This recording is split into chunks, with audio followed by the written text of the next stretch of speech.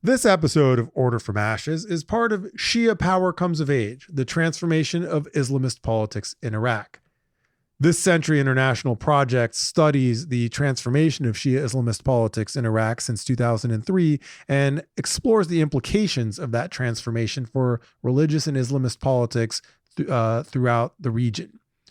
In the first episode of this series, I spoke with Sajad Jiyad about the epochal nature of the rise and then transformation of Shia Islamist politics after the U.S. invasion.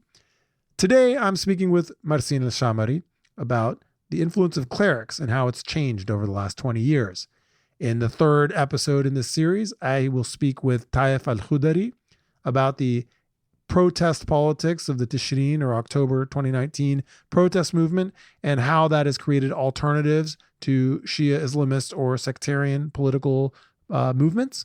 In the fourth and final episode in this series, I speak with Al-Mawlawi about the sectarian slurs that are sometimes levied against Shia Islamist movements and how the evolution of Shia Islamist politics has coexisted, sometimes uncomfortably, with the history of sectarian prejudice. You're listening to Order from Ashes. I'm Thanassis Cambanis at Century International. Today, we're talking with Marsin Alshamary about her research into the influence of clerics in Iraq, a piece of research that comes as part of a project we've been doing over the last several years that looks at the transformation of Shia politics in Iraq and the implications of that transformation for religious politics everywhere. Marsin, thanks for coming on the podcast. Thank you so much. It's always more fun to talk about my research than to actually do it. I bet it is. Well, you did a whole bunch of quite intense and sometimes obscure digging in this project. And I guess I want to start with what led you to this question. The question being, have Shia clerics in Iraq lost their authority? So what was it that made this seem like a compelling line of research for you? I mean, to be honest, this has been the central question of my entire intellectual trajectory. It's been the question that's motivated my dissertation project. It's the one that motivates my current book project. It's this fascination with this religious institution, the Hawza and the Marja'iyya in Iraq, and their role in politics and their relationship with society. And I've been working on a lot of different research projects that examine different aspects of that. And so in the last 2.5 years, I've been living in Iraq, in Baghdad, and I've been witnessing firsthand the evolution of the relationship between clerics and between the public. And keep in mind, I've been seeing this relationship, since I was 12. Since the early days of post-2003 Iraq.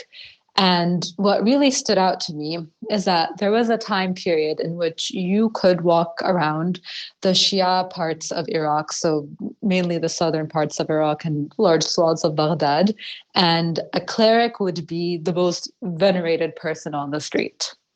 And they knew this. They had this position in society that was unequal to anyone else's. And this position was given to them from years of being subjects of oppression by the former government and by the former regime, and regimes before that. And then gradually over the years, I saw this change and this erosion in the way the public respected clerics. And of course, I complicate this a lot in my report, but we reached a point in Iraq where you could read different reports written by very respected analysts about how protest movements in the Shia-dominated South were against the Shia-dominated government, and how there were slogans and protest movements that criticized religion. The very famous one was Bismillah Bagon al-Haramiya, in the name of religion, the thieves robbed us. And this very close association to a lot of people, particularly activists, between the religious establishment and corrupt parties. And then, this is so much public opinion data about how religion is changing in the Middle East and how religiosity is changing in the Middle East. And so when I was thinking about what to contribute to this special issue, to this book that we put together with Century Foundation, I thought the most important question we can raise right now is how do we complicate this relationship between clerics and between the public? Is their influence truly declining? In what areas is it declining? Is it declining over the board? Is it declining over a particular set of actors, or is it declining over everyone? And is it going to decline? And what does this mean for Iraq going forward? And so that's a very long route to how I reached this question. Well, and you come into this debate where a lot of people who have power have very fixed and strong ideas about this, right? So it's like, from my vantage point, it seems to be an assumption shared by, like, among others, most Iraqi politicians, that clerics have this kind of not total power, but this power that is greater than anyone else's to stabilize the system or to negotiate the country out of crises. And I mean, your work grapples with this. That's like an assumption that isn't actually, it's not rooted in the complicated reality of how power and influence and clerical influence plays out. I'd like your take on, sort of, before we get into how you went about answering this question. How do you actually go about thinking about and measuring what power really is there, or what influence really is there in what role clerics play versus the sort of widely held public perception that's strong but nebulous about this sort of clerical anchor to the whole Iraqi system? Yeah, you described that perfectly. I think there's these two myths that really control how people within Iraq and even people outside of Iraq think of the country. One of them is that there's a supremely powerful religious institution that will jump in and fix things if it really goes south. And this has been bolstered by different events, like the religious establishment's response to the sectarian civil war, their response to ISIS, their response to the protest movement. But the other big, dominant myth is that the international community will jump in if anything goes really bad in Iraq, and this is, of course, bolstered by 2003 and then by the ISIS war. So, but yeah, they're almost equal in how compelling they are as these narratives that you feel in Iraq and you hear about Iraq.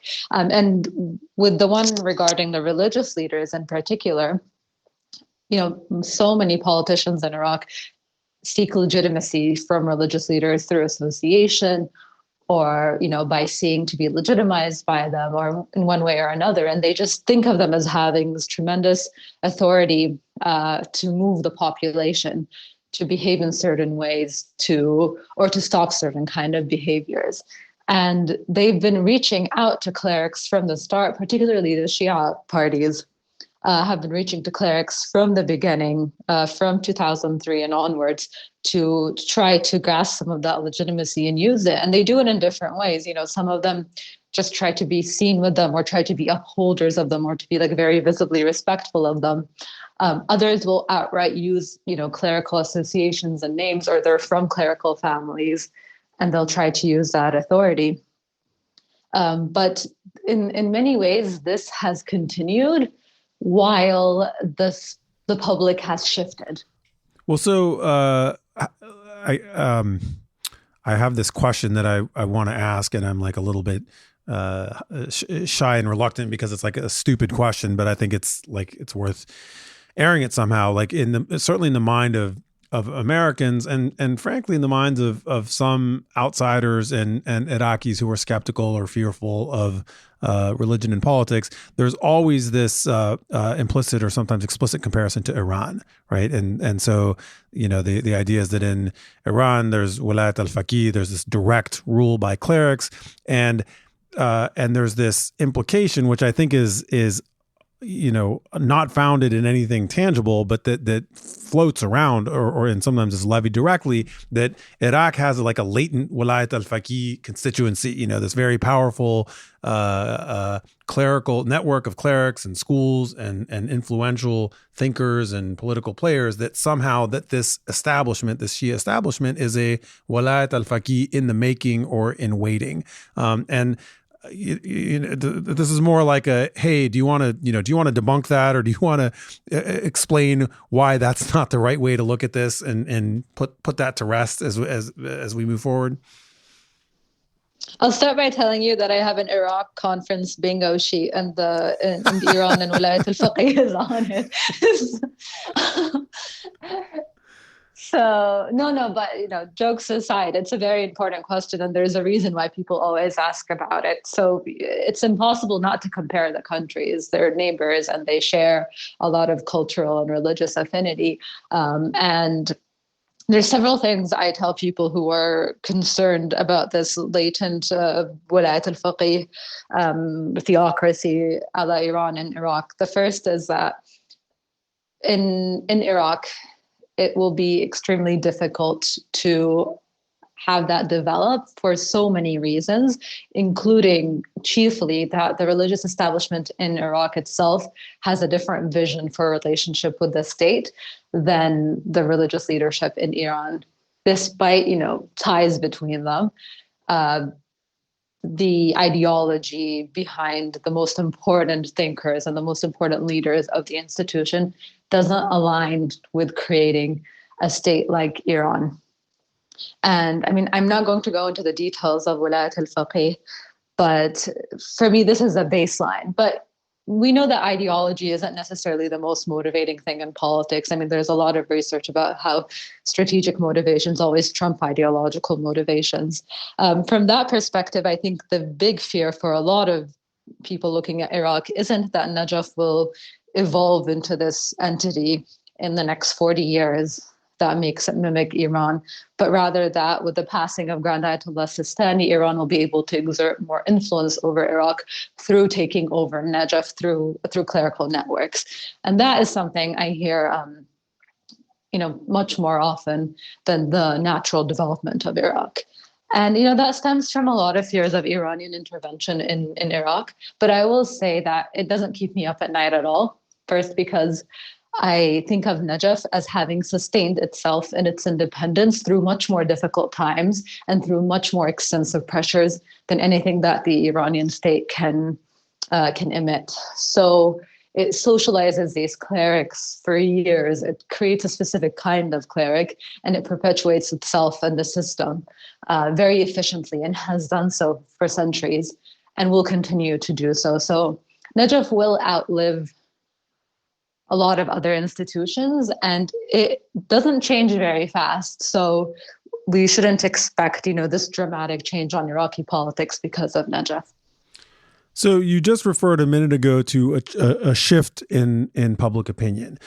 So what is the shift that's taken place in the way the Iraqi public and presumably you mean somehow a Shia identifying public, or clarify what public you mean? What shift has taken place in their view of clerical authority? Yes, I'm talking about the Shia population in Iraq.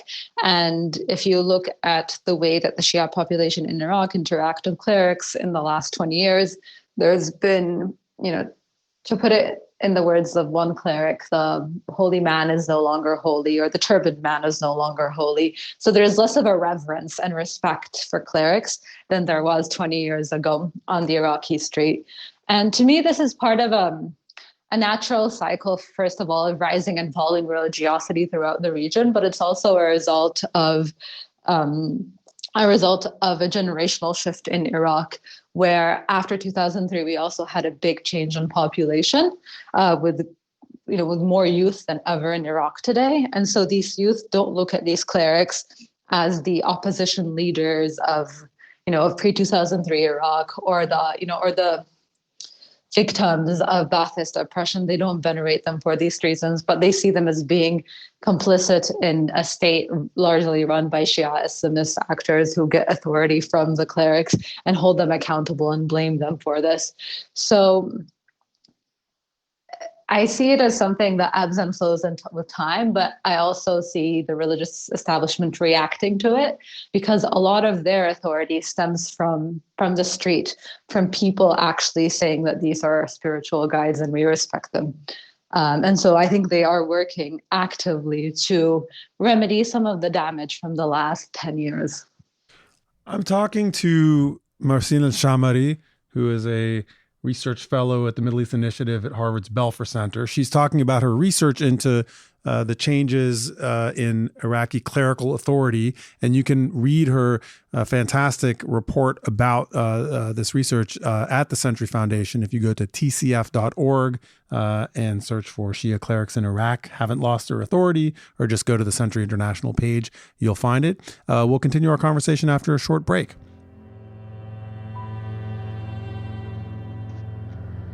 I am Zainab Shukr, and I lead the research on climate change and environmental degradation at Century International, where I work on a project titled Living the Climate Emergency: Lessons from Iraq, which explores how the case of Iraq can help policymakers and researchers create an action plan for the climate crisis, which is already here. Our climate emergency project will connect field researchers, policymakers, and a wider audience through a series of roundtables, public events, podcasts, as well as reports. So I grew up in Iraq, and I've seen firsthand the direct human impact of environmental degradation. And I believe that we need to understand the historical context in order to map the human impact of climate change and environmental degradation. Only then, I believe, we can make projections about the future and propose solutions. And so to learn more, you can find Century International's climate research at the Century Foundation's website, tcf.org.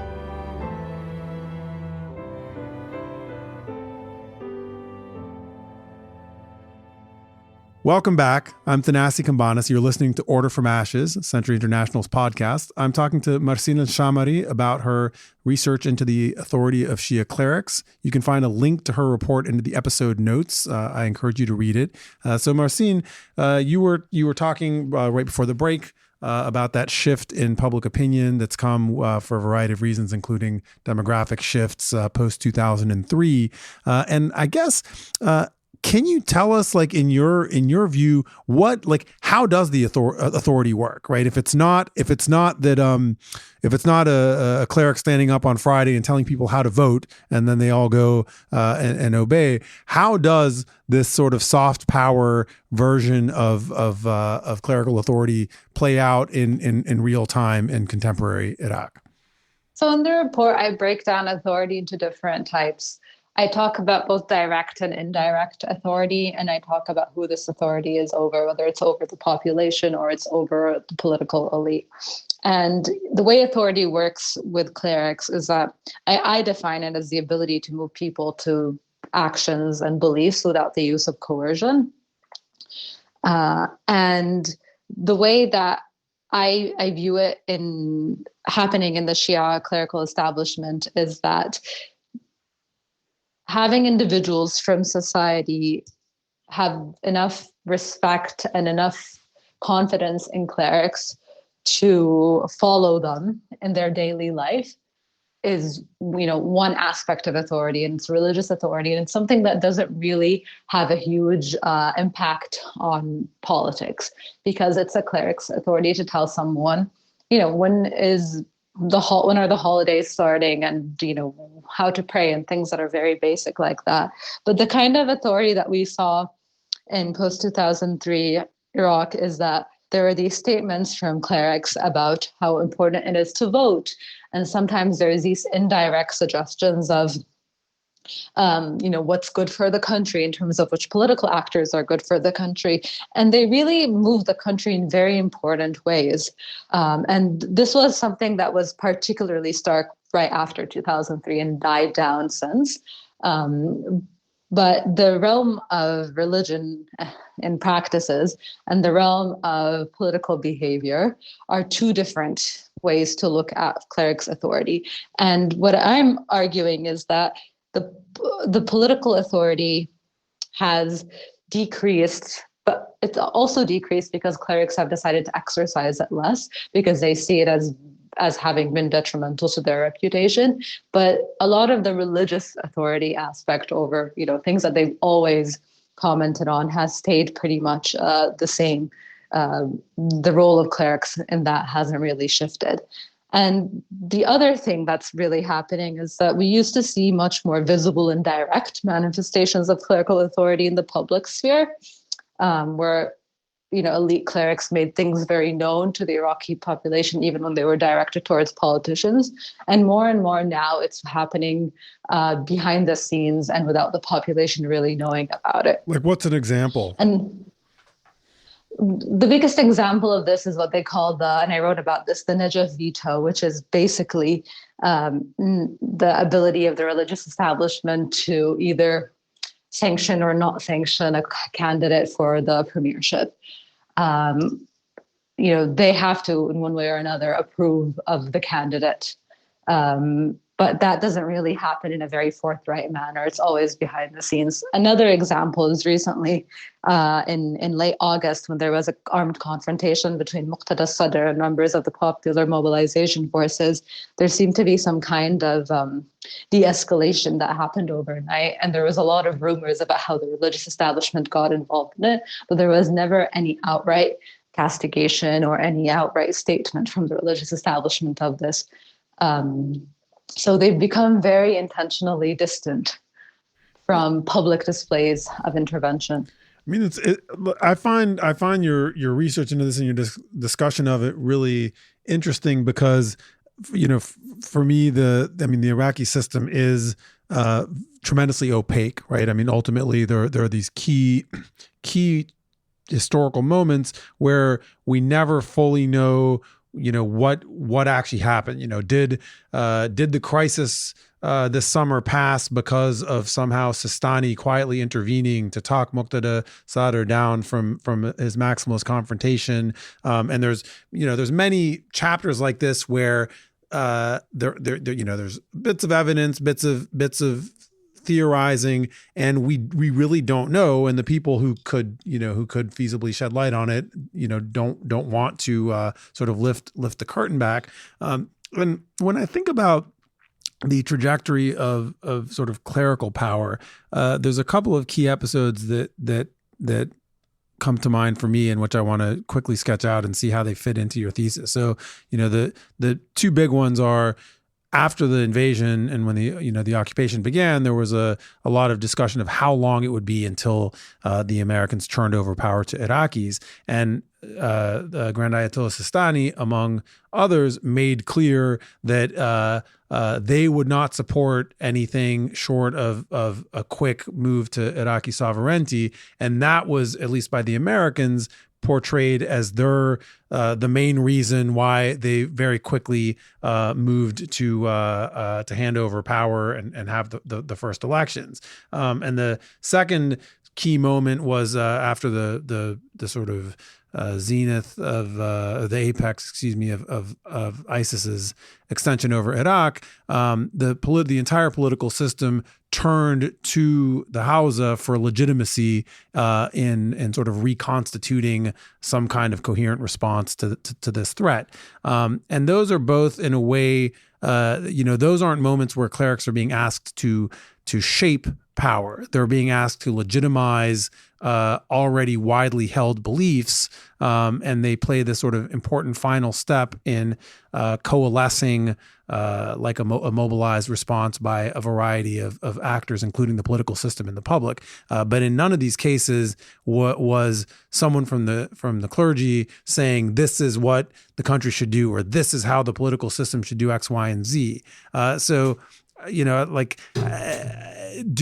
it a misunderstanding along the way for people to think that somehow clerics had more sort of direct constructive power than this, or does this sort of buttress your analytical framework that suggests the way in which influence played out always was more more subterranean, more about like maybe putting the thumb on the scale when things are already tilting in a certain direction, and less about directing events? Clerics are always acting, in my research from what I found, they're always acting to preserve the status quo as much as possible. And by the status quo, I mean working to preserve stability. And so oftentimes in these critical moments in which, you're completely right, by the way, there is a general push in the direction, they really just legitimate what is happening, and what's going to happen and what's being pushed for by everyone, elites and public alike. And the way we really see this actually is in the Civil War, because at that time, because of the public anger and the amount of violence that was happening, particularly after the bombing of the Askari shrine, the very important Shia shrine in Samarra, Sistani's statements basically fell on deaf ears. This is February 2006, the catalytic event of the sectarian civil war, for our listeners who aren't in the know. His attempts to de-escalate sectarian tensions really were not well received.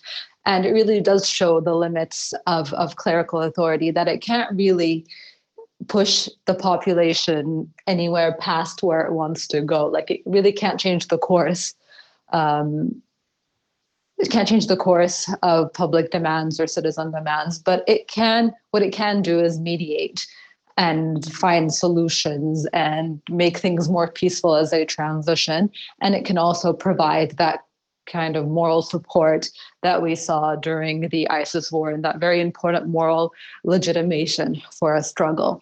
And so I actually think you're exactly right in that description. It wasn't that they shaped politics in a particular way as much as they eased politics in a direction that it was going. And we do see examples of how they can't push against the current of public opinion too much. It's both not within their ability to do so, but it's also counterproductive to them to do so, because the more it looks like they can't influence the public, or that they can't influence political elites, the less their position appears in society, the weaker they look. And it's important to maintain that balance. How does this play out on corruption, where the Marja'iyya has regularly sort of messaged against corruption, and the system has completely ignored any efforts to reform itself? No, corruption is a perfect example of where there's limitations to their ability to influence. And I think this is going to be the big issue for them to distance themselves from in the future. So, for example, think about 2019, the widespread protest movements in the South that looked like they were going to destabilize the country. The religious establishment was able to intervene, to mediate, and to move the country to new electoral law, to early elections, to all these mechanisms that preserved the status quo and kept everything comfortable. And at the same time, they also started to meet with politicians less. They started to forge more relationships with the activists and with civil society leaders. And in that way, they mitigated that crisis. But when it comes to corruption, for years, they've actually talked about it in their sermons. And nothing new, repeatedly mentioned, even when it's not on top of citizen agendas or what protesters are calling for. It's something that they've spoken about. But what's going to be difficult for them to navigate in the future is that there's all these institutions that are affiliated, whether truly affiliated or perceived to be affiliated with them, that are complicit in corruption. And this is something they're going to have to contend with in the future. And I frankly don't know how they're going to manage it. But we'll wait and see. And as an example, this is basically the business organizations that revolve around the shrine institutions in Karbala. And these organizations basically control the economic life of the entire city. And, anyone who goes to Karbala can hear talks about corruption, about nepotism, and about how involved these shrine-associated businesses are in the economy of the city, and how much they are predatory actors in some ways. And I think these associations are the new ones that they're going to have to deal with, because in the past they were dealing with the association with Islamist parties, and they've managed now to find a way out of that association. And now this is going to be the next step for them. And to their credit, they have been talking about this repeatedly in the past, even when it wasn't, an issue that's at the top of everyone's agenda. I know we talked about this at some point, and I'm trying to remember what your general finding on this was. Was there at some point a sort of move for actual active duty clerics, that's the wrong way to put it, to enter directly into politics, to sort of, leave the Hausa and go run for office and run for parliament? Did that happen and then sort of not work? Or what was the deal with that kind of direct participation? No, I mean, you have to remember that the Hausa is an academic institution, and it doesn't really encourage leaving that pursuit and becoming a politician. And there's never been a concerted effort by any serious scholars to create a class of politician, of political clerics. The clerics we see in parliament and the clerics we see in the political scene are outliers, and they're actually not very central to the religious establishment.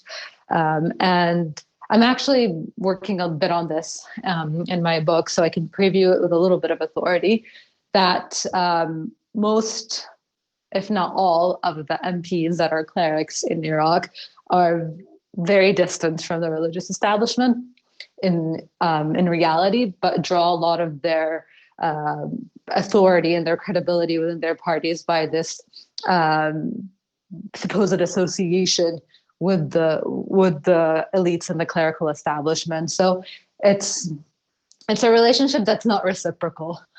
So no, they actually never have done a concerted effort to do this.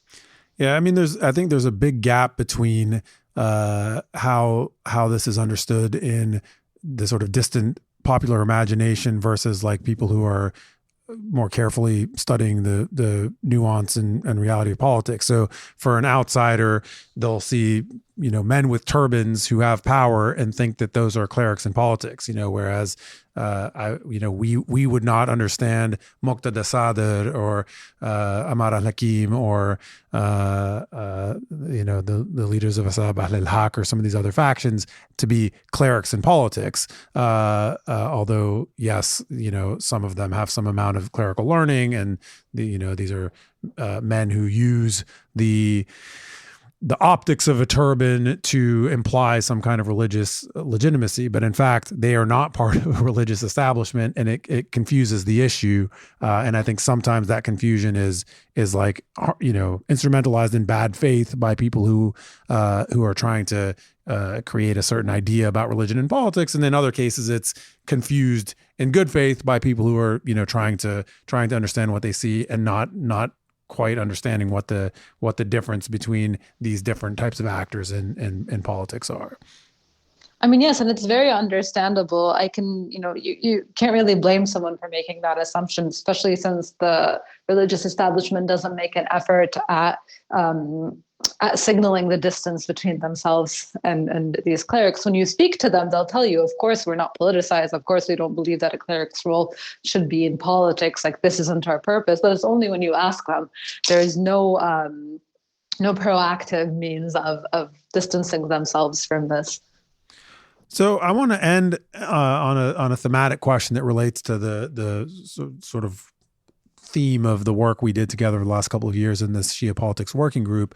And I want to ask, what broader lessons, if any, do you take for how people, especially researchers and analysts, should think about religion in politics? Like, what are the big complicating takeaways from your deep look at the case study of Iraq for the broader framing of questions about this relationship?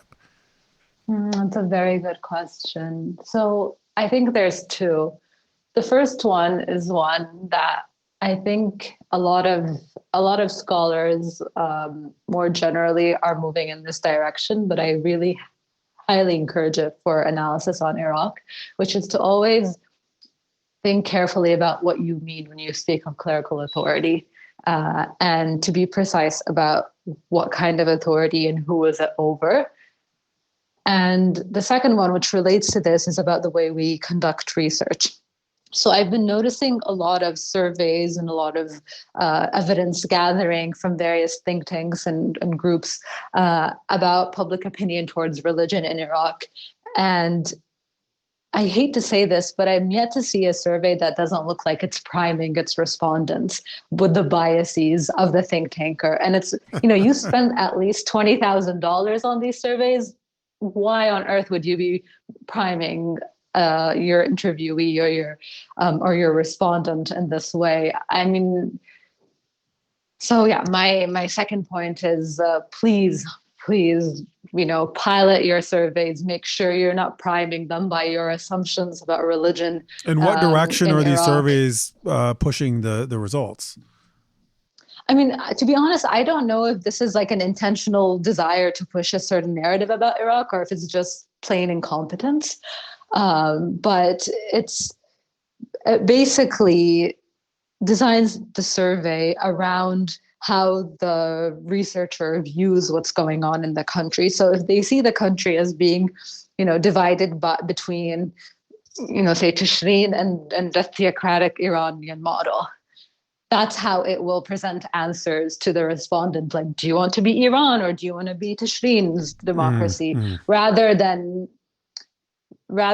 leaving enough nuance and enough variation in there for people to be able to express something that actually might not be this or that, because their experience as Iraqis who live in Iraq might be completely different from, your experience as a researcher observing Iraq from Washington or London or, wherever.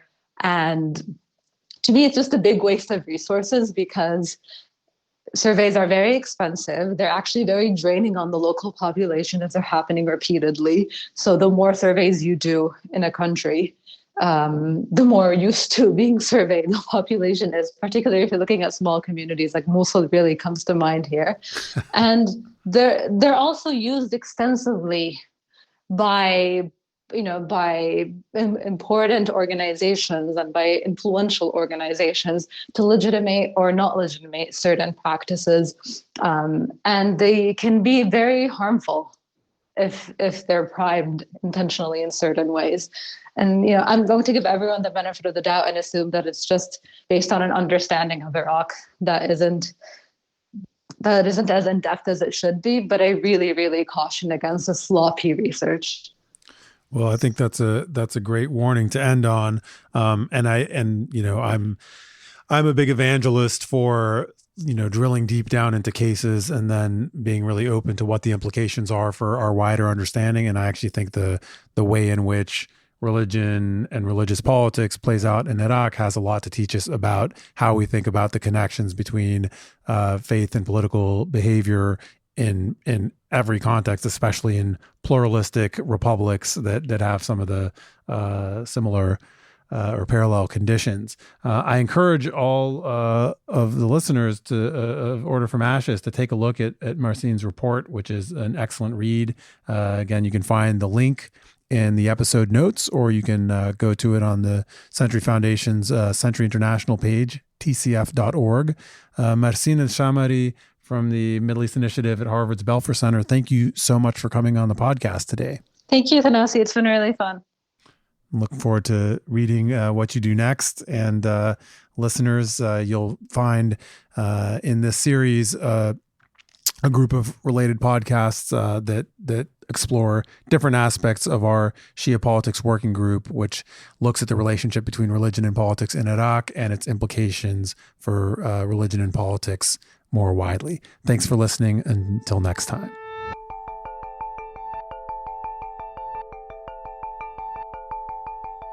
The Order from Ashes podcast has been brought to you by Century International. Our work builds on more than 100 years of commitment to international peace, security, and governance at the Century Foundation. We are independent, critical, and progressive. For more information about Century International's work, please visit tcf.org or follow us on Twitter and Facebook. We depend on audience feedback to reach new listeners. If you like what you hear, please leave a review wherever you get your podcasts.